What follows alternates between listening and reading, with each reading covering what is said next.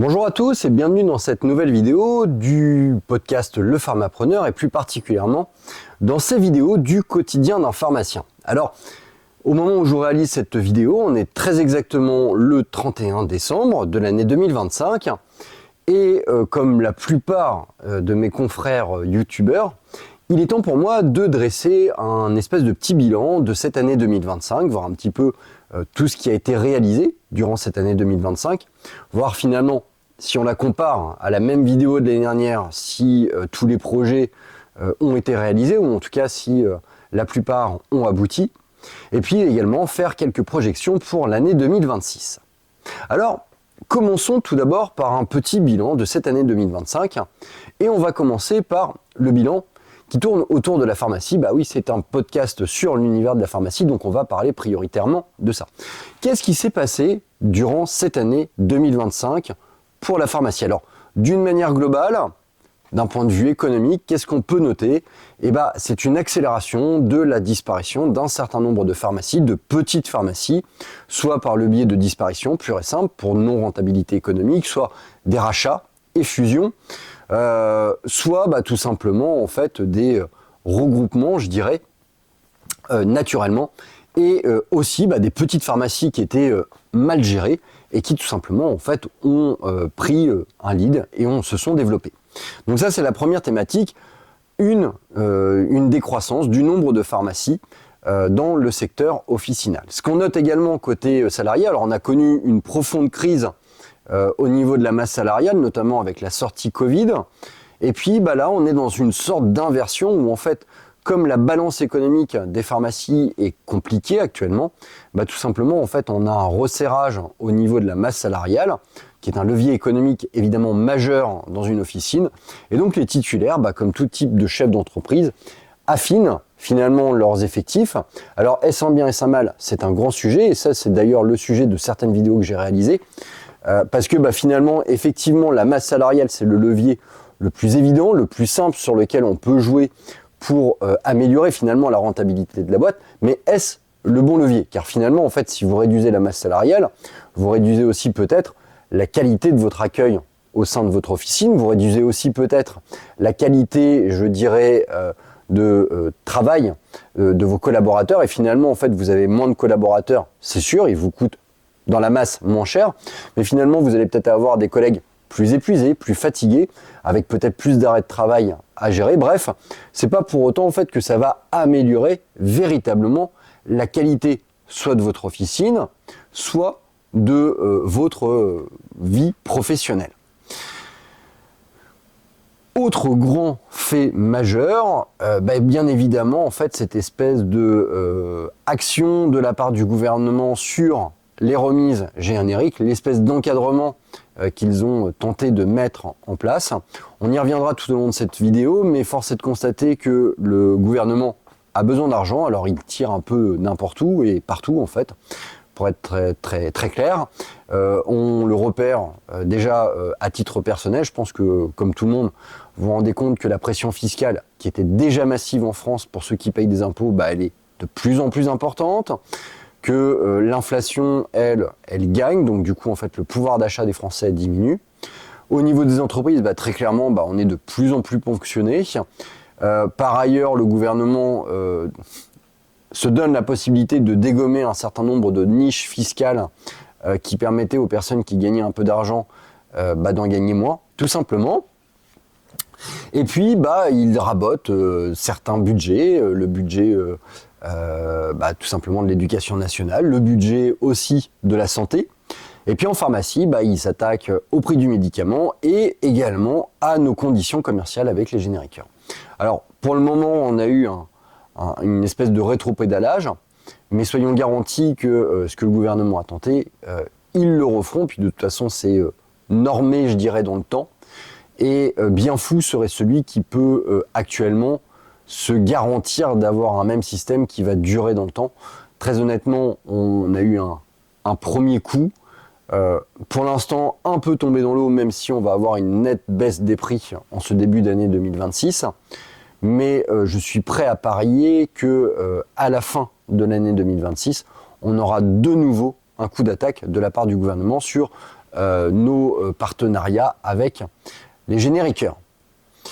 Autre grand fait notable, l'action du gouvernement sur les dispositifs, les fauteuils roulants, tout simplement, avec une remise à plat de la manière dont tout ça devait être pris, avec des nouvelles règles qui complexifient énormément la prise en charge, et puis aussi et surtout, je dirais, une recherche de complexification dans la délivrance d'un certain nombre de produits, qui complexifie donc le travail des équipes pharmaceutiques, mais également de nos collègues médecins, avec un certain nombre de papiers. Alors, oui, effectivement, tout ça, ça participe à une certaine forme de sécurisation de la distribution du médicament. Après, dans ma tête, j'ai tendance à penser qu'il y a aussi la création d'un certain process dit de frottement. Alors, si vous ne connaissez pas le process du frottement, je vous invite à regarder ça sur Internet, c'est très bien documenté. C'est le fait de rendre complexe une tâche qui au final est relativement facile, et finalement en fait on va dire dégoûter l'utilisateur du process de façon à ce que sur par exemple 10 personnes qui voulaient réaliser cet acte, finalement il n'y en a plus que 2 ou 3 qui vont au bout parce que tous les autres en fait auront abandonné.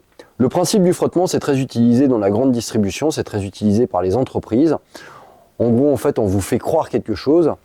Et au final, en fait, c'est vous qui abandonnez et du coup, en fait, vous conservez une bonne image de la part de l'entreprise qui l'a mis en place.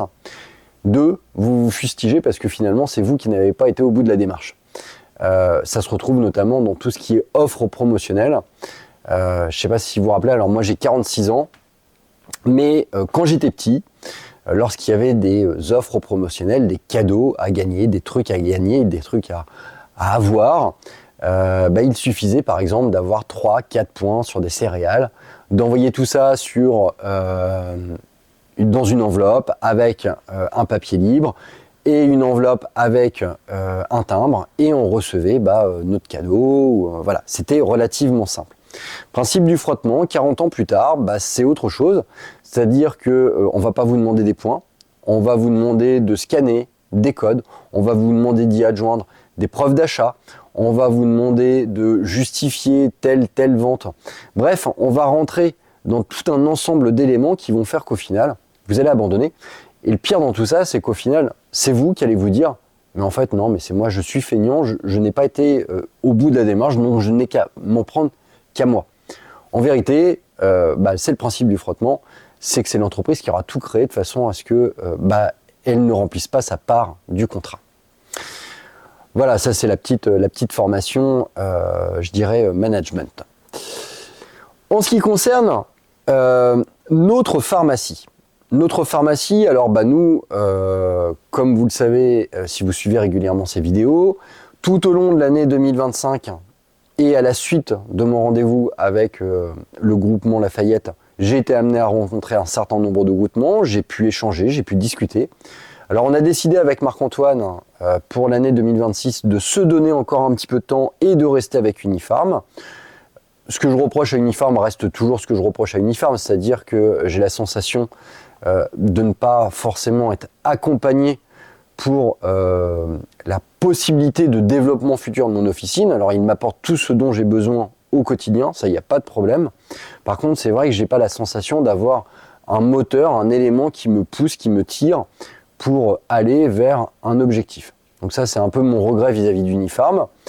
Alors pourquoi j'avais lancé cette démarche de rencontre de groupement, c'est que tout simplement en début d'année 2025, je dirais qu'on avait une certaine forme de fatigue dans notre outil de travail avec Marc-Antoine, une certaine forme d'épuisement dans l'outil. Voilà, on avait l'impression d'être arrivé au bout. Et puis la rencontre avec un certain nombre de groupements, le contexte économique aussi, le contexte concurrentiel aussi, a fait que moi de mon côté, j'ai lancé un certain nombre de rencontres. Marco également de son côté a également lancé un process de reformulation, de reformation, je dirais, de sa vision. Finalement, chacun avec un petit peu sa sensibilité. Moi avec des marqueurs, des chiffres, Marco avec plus de l'esthétique, de la dynamique, de la mise en avant. Et du coup, en fait, on a décidé au sein de notre pharmacie de faire une refonte de l'univers de vente. Alors, c'est pas massif, en tout cas, c'est pas un réagencement total. Par contre, c'est une réorganisation des comptoirs, une réorganisation du sens de circulation, l'introduction d'un certain nombre de nouvelles gammes ou de nouvelles politiques de prix, la mise en place d'un nombre plus conséquent de promotions également, l'attribution d'un certain nombre de missions à nos collaborateurs avec une personne qui va être chargée de suivre les offres promotionnelles, une personne qui va être véritablement une community manager, une personne qui va mettre en place également au moins une trentaine de promos au sein de notre pharmacie. Bref, vraiment une profonde réorganisation aussi bien de notre présentation visuelle, mais également de notre manière de fonctionner, de nos process, de nos procédures. On a gagné en fluidité, on a gagné en efficacité, on a gagné en dynamisme, aussi bien économique que, je dirais, managérial. Alors, on le doit à Marco, on le doit aussi en grande partie à notre équipe, et j'en profite donc de cette vidéo pour les remercier chaleureusement pour nous suivre dans nos délires, je dirais, de développement entrepreneuriaux. C'est fabuleux d'avoir une équipe comme elle qui nous écoute, nous suive. Voilà, donc merci à vous.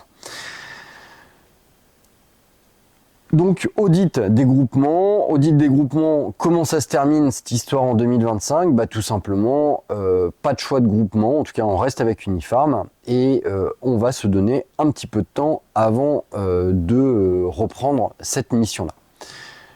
Qu'est-ce qui a marqué également cette année 2025 côté pharmacie ? Bah, tout simplement en fait l'accompagnement d'Alexis dans son projet d'installation au sein de Pavie.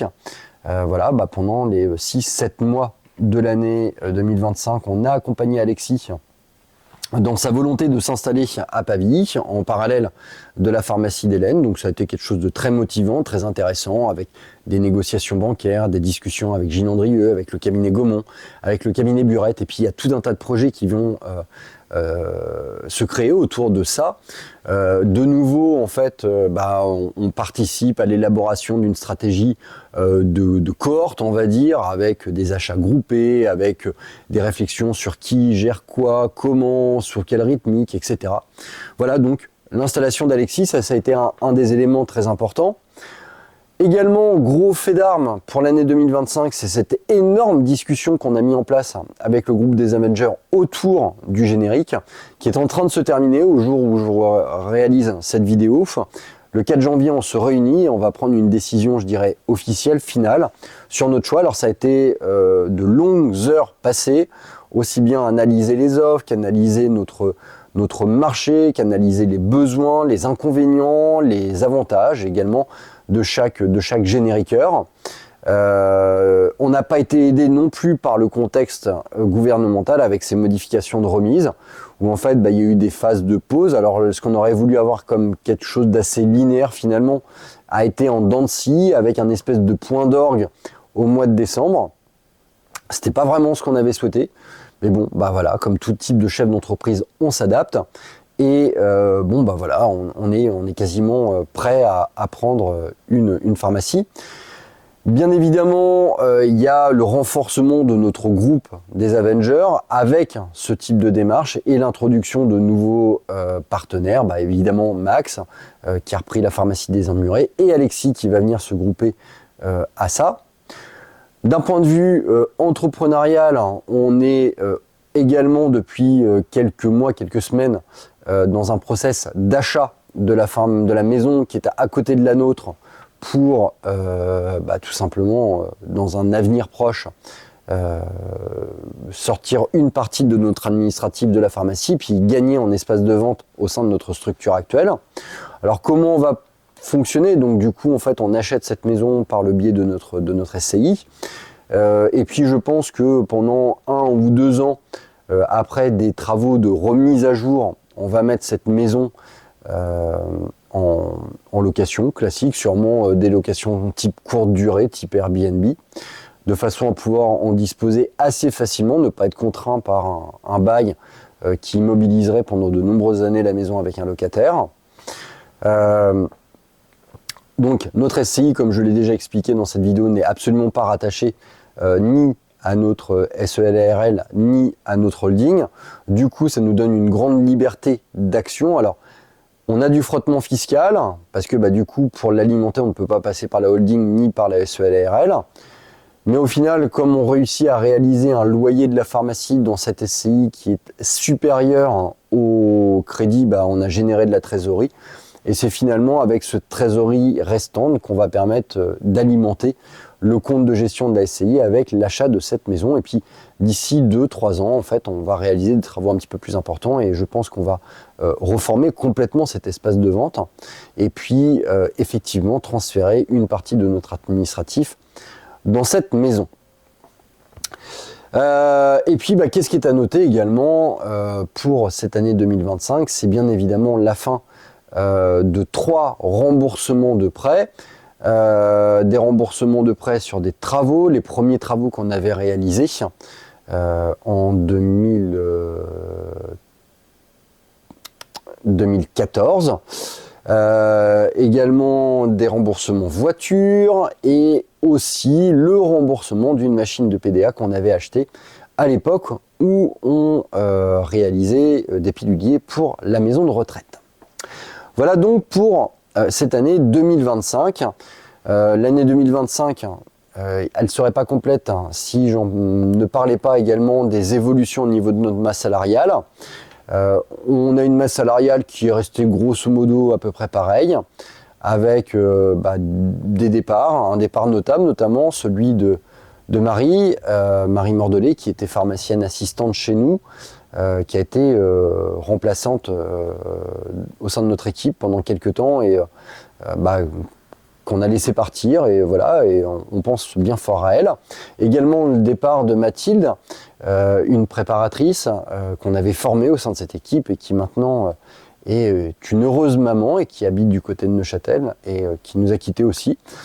Et puis le retour de Romane en tant que préparatrice au mois de septembre, la titularisation de notre collègue Noémie au sein de notre équipe pharmacienne, également Camille, préparatrice, qu'on a eu l'opportunité d'avoir en diplômée préparatrice après sa formation au sein de notre structure, des contrats d'apprentissage qui se sont terminés, celui de Magdaline, des contrats qui ont débuté avec celui de Samilia et celui de Manon, et puis actuellement l'assistance, je dirais, dans le développement d'un collègue pharmacien qui est Cédric.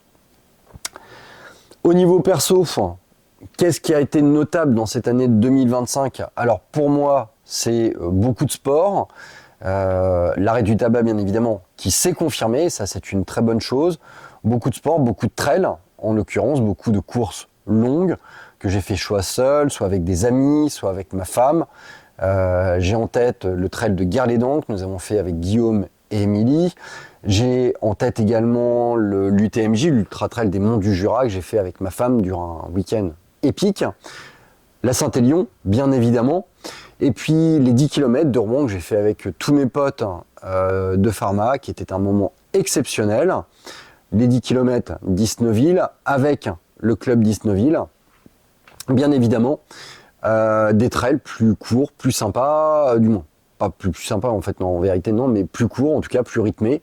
Le trail de Montville, le trail des Oranges Pressées, le Bourguifon Trail également, et puis beaucoup de séances d'entraînement, et puis le plaisir aussi, ça serait bête de ne pas en parler, de découvrir, de redécouvrir, je dirais par contre, la joie d'être dans un club, celui d'Isnerun, avec des personnes adorables, sympathiques, dynamiques, communicantes, plein de challenges, plein d'envie, et je trouve ça hyper sympa.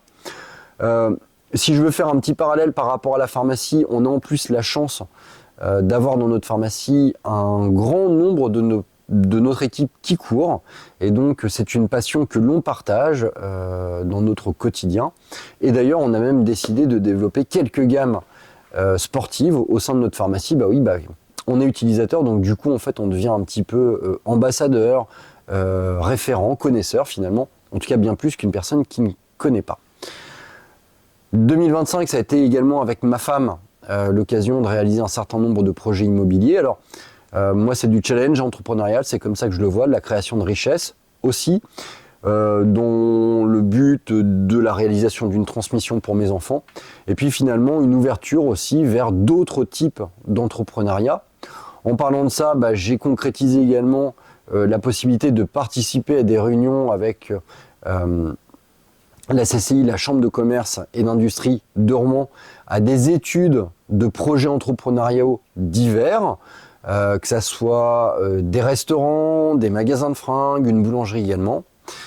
J'ai eu la chance également de pouvoir rentrer en contact avec Normandie Business Angel, qui sera pour moi un élément important de mon année 2026, mais je t'en reparlerai dans les projets de l'année 2026. Ma chaîne YouTube également, que j'ai énormément développé avec du contenu que j'espère être de qualité, beaucoup plus de vidéos, beaucoup plus de contenu, beaucoup plus d'éléments importants, je trouve. Et puis ça ne va pas s'arrêter.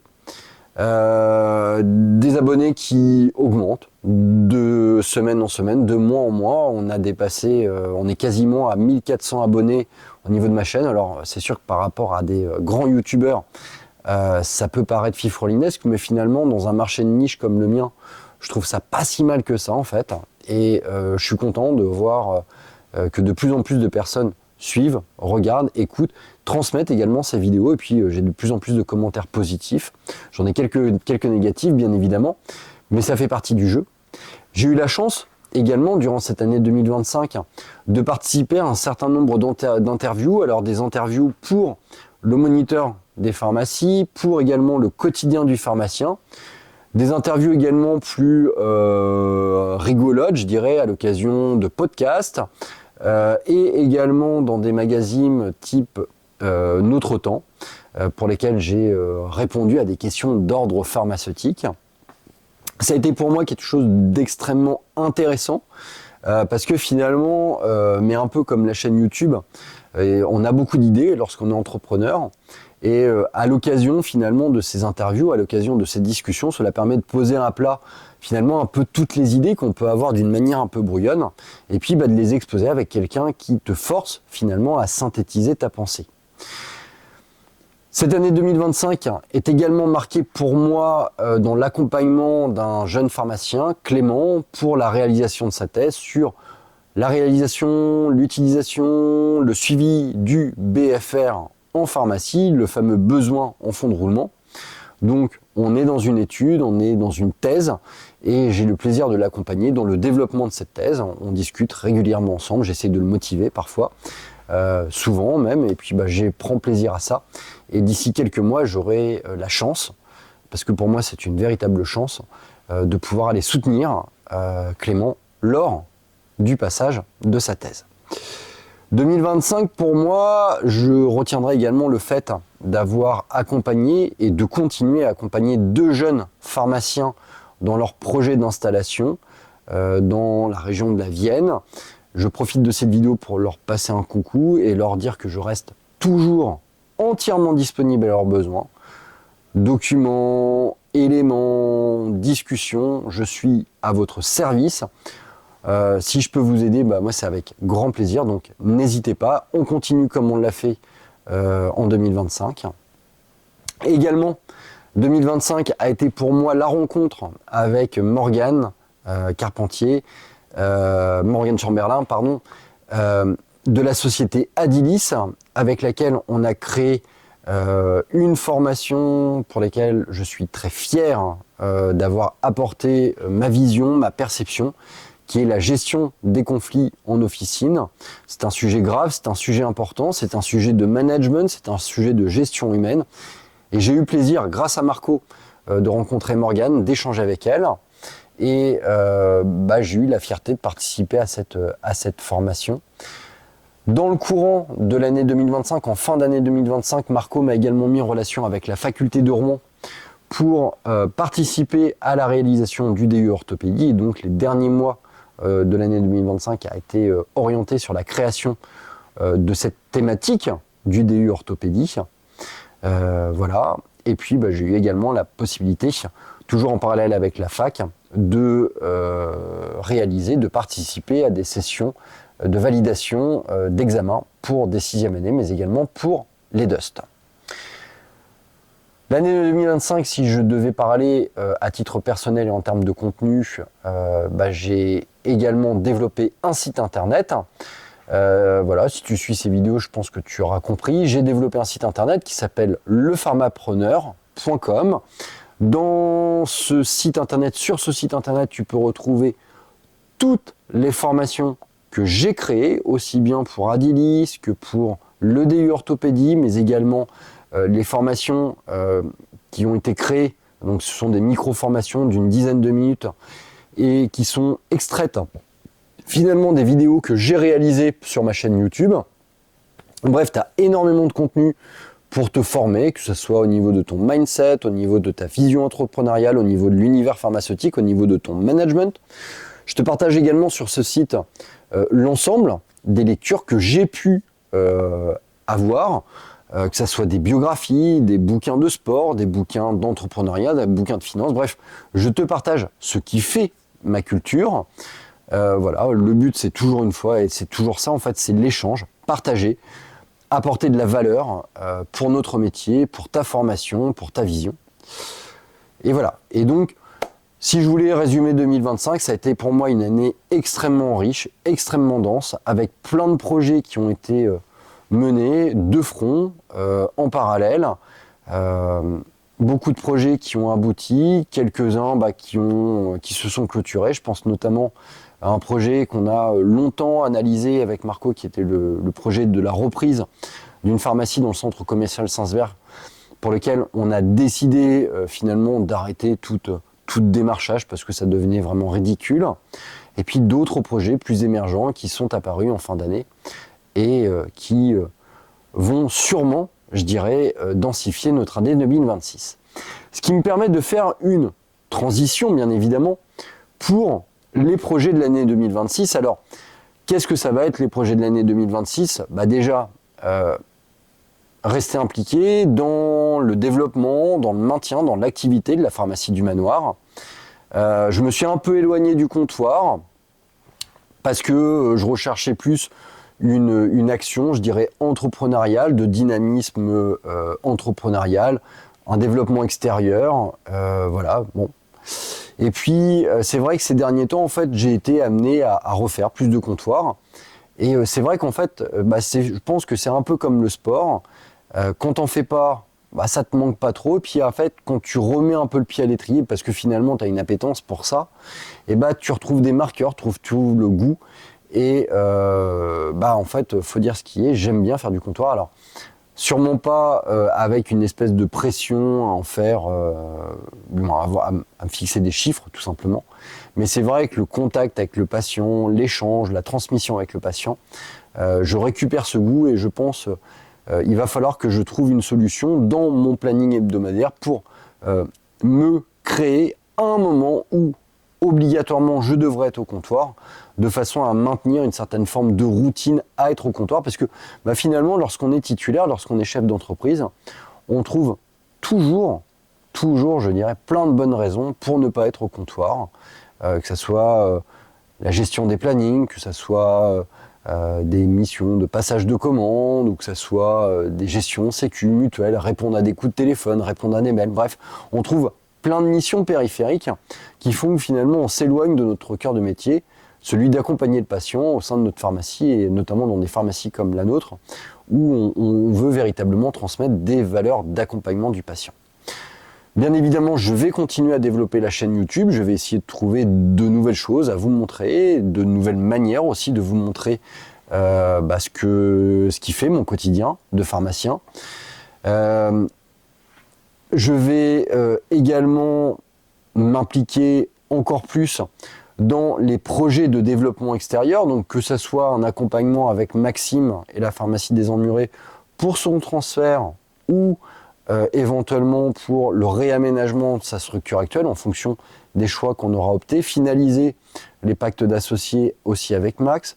En ce qui concerne Hélène et Alexis, leur donner les éléments pour se développer, trouver leur rythmique et puis aussi être un acteur majeur de leur regroupement, aussi bien physique qu'économique, au sein de la ville de Pavilly.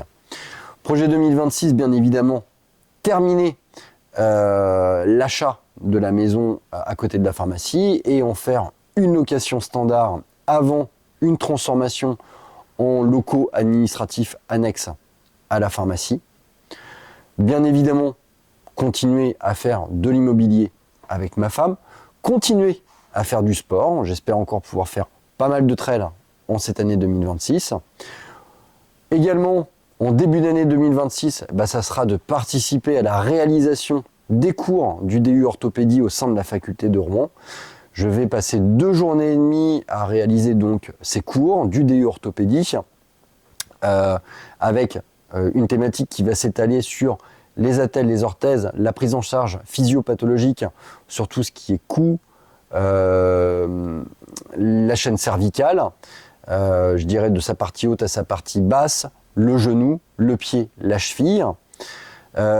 Également, continuer mon partenariat avec Adilis.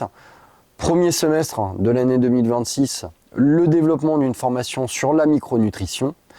Deuxième semestre de l'année 2026, le développement de microfiches de développement à destination des préparateurs, des pharmaciens adjoints, mais également des titulaires, avec la recherche, la volonté d'apporter la délégation dans les actions pharmaceutiques au sein d'une pharmacie. J'ai également le projet en cette année 2026 de réaliser un repas d'associés qui permettra finalement de formaliser un petit peu notre action commune au sein de la Galaxie Manoir, la création éventuellement d'un GIE, d'un groupement d'intérêt économique, avec nos pharmacies satellites, mais aussi avec mes collègues du groupe des Avengers.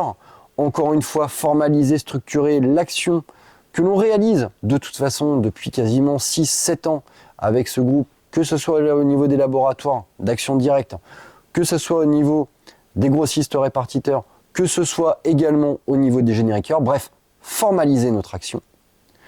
Ma volonté également, c'est de créer avec les personnes motivées de mon groupe un pôle d'investissement éthique. C'est ma volonté de créer, un pôle d'investissement formé de pharmaciens qui vont allouer des fonds pour participer à l'installation de jeunes titulaires, faire des prêts, tout simplement d'argent pour faire l'apport initial et aider les jeunes générations à s'installer. Voilà donc pour mes projets pour l'année 2026. Alors tout ça, bien évidemment, sera, chapeauté par tout ce qui risque de se passer durant l'année 2026. Alors je pense qu'on va avoir affaire à de nombreuses mutations au sein de l'univers pharmaceutique avec un développement de plus en plus accentué sur la notion du service. Alors nous, avec Marco, c'est vrai qu'on a pris l'idée que de toute façon, ce qu'on avait connu, subi sur les derniers mois, et notamment j'ai en tête les négociations génériques, ce n'était qu'un premier coup de la part du gouvernement. Et je pense que dans les mois qui viennent, dans les années qui viennent finalement, vont se définir 2 types d'entrepreneurs pharmaciens. Il y aura ceux qui pensent, espèrent que le système va perdurer et qui ne changeront rien à leur manière de travailler. Une délivrance faite du conseil au comptoir et de la délivrance de boîtes de médicaments. Un travail tout à fait louable, je dirais, mais qui, à mon sens, en fait, est voué à disparaître. Et puis d'autres qui auront trouvé d'autres leviers de développement de la pharmacie parce que, effectivement, on est un univers de santé, mais on est aussi un commerce. Et si on veut pouvoir maintenir notre rémunération, la capacité d'investir dans nos outils de travail, la possibilité également de créer de la valeur, de créer de la richesse autour de notre salarié, autour de notre masse salariale, mais il est nécessaire de toujours réformer notre manière de travailler pour apporter plus de liquidité, plus de cash, tout simplement. Et donc, la deuxième tranche de pharmaciens, ça sera des pharmaciens qui auront réfléchi à l'introduction de nouveaux services, de nouvelles gammes, de nouvelles manières de gagner de l'argent au sein d'une officine, tout en restant éthique, bien évidemment. Voilà, donc ça passera par là. Ça passera aussi par des négociations plus fermes, plus dures, plus groupées aussi, avec des grands acteurs comme les génériqueurs, comme les grossistes répartiteurs ou des laboratoires d'action directe. C'est peut-être aussi des réflexions sur la manière de gérer ses stocks. C'est peut-être aussi des réflexions sur la manière de gérer sa masse salariale, de leur donner plus de cohérence, plus de structure, de mieux les positionner, de mieux allouer finalement leur temps et leurs capacités sur des tâches où véritablement ils vont mettre toutes leurs compétences en valeur et nous apporter de la richesse. Et puis aussi la mise en place finalement d'automatisation, de procédures de suivi, tout ça encadré par des outils informatiques et aussi et sûrement l'intégration de l'intelligence artificielle aussi bien dans la manière de gérer nos boîtes, par leur stock, par leur économat, mais également dans la manière par exemple d'administrer la masse salariale, de la positionner correctement par rapport à des horaires, etc. Voilà donc pour mes projets de l'année 2026. Alors, voilà, je dirais, il n'y a rien d'autre à rajouter, si ce n'est quelques remerciements, malgré tout. Déjà, remercier mon collègue et ami Marc-Antoine pour cette année qui vient de s'écouler. Je le remercie de me supporter dans tous mes délires entrepreneuriaux, dans mes visions, mes discussions à n'en plus finir.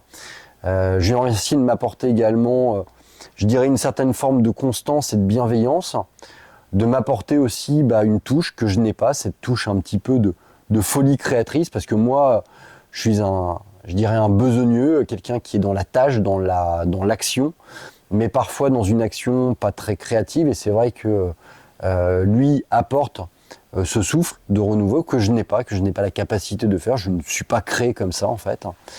Donc voilà, donc je le remercie pour ça. Je remercie bien évidemment l'ensemble de mon équipe pour ce qu'elle m'apporte et voilà pour leur disponibilité, pour les échanges, pour les moments qu'on passe ensemble. Je les remercie bien évidemment de me supporter aussi, moi avec mes aléas de caractère. Je vous adore, sachez-le. Alors même si parfois je peux me montrer un peu taciturne, je peux me montrer parfois un peu chafouin, comme diraient certaines d'entre vous, même si, et je le répète, chafouin veut dire curieux. Voilà, j'apprécie votre présence, j'apprécie tout ce que vous apportez, tout ce que vous m'apportez, tout ce que vous apportez à cette pharmacie. Le développement de cette pharmacie ne serait pas ce qu'il est si vous n'aviez pas été là et si vous n'aviez pas apporté tout ce que vous avez d'ores et déjà apporté. J'en profite également pour remercier ma femme et mes enfants pour les mêmes raisons, celle de me supporter et de m'apporter tout ce que je ne suis pas en capacité d'avoir.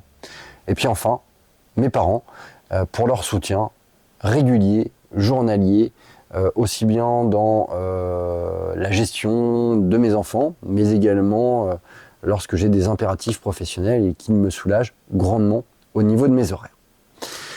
Sur ce, je vous souhaite une très belle année 2026, qu'elle soit riche, qu'elle soit bonne, qu'elle voit l'émergence et la réalisation de tous les projets que vous pouvez mettre en place. Bien évidemment, je vous souhaite la santé, je vous souhaite du bonheur, je vous souhaite de la réussite professionnelle, personnelle, amoureuse. J'ai une grosse pensée pour une étudiante pharmacienne qui vient de nous quitter pour aller faire son stage de 6e année dans une autre pharmacie, Romane.